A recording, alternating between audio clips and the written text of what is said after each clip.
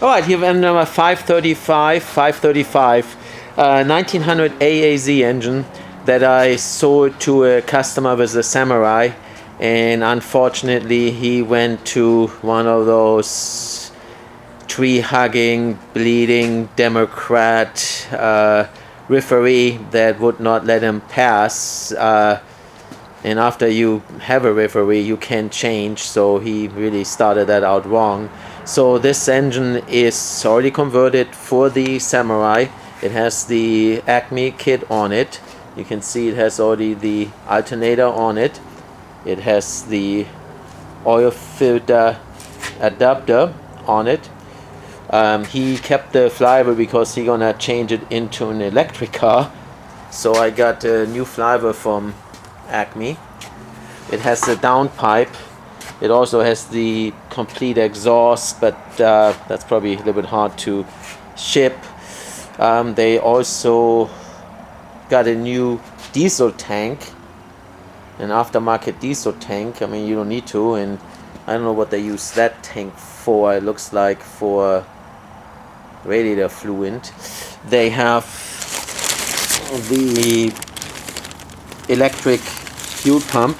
They have a boost gauge and a really nice EGT gauge with all the wiring here. Then we have the ACME kit here with the radiator, with the dual fan, an oil cooler, and an intercooler with the fan on it, so that's really nice. Fuel filter or diesel filter, the piping, intake, starter. So as you can see, all that stuff comes together. And let me show you the exhaust if somebody wants it. Looks like it's in really good shape. So that's the exhaust with the flex tube and everything there, but you can see that's a very long box, so that will make it very hard to ship. You can probably cut it because looks like that's like welded together there, but yeah, I don't know if that's worth it. So but if it's a local guy, he can get the exhaust with it.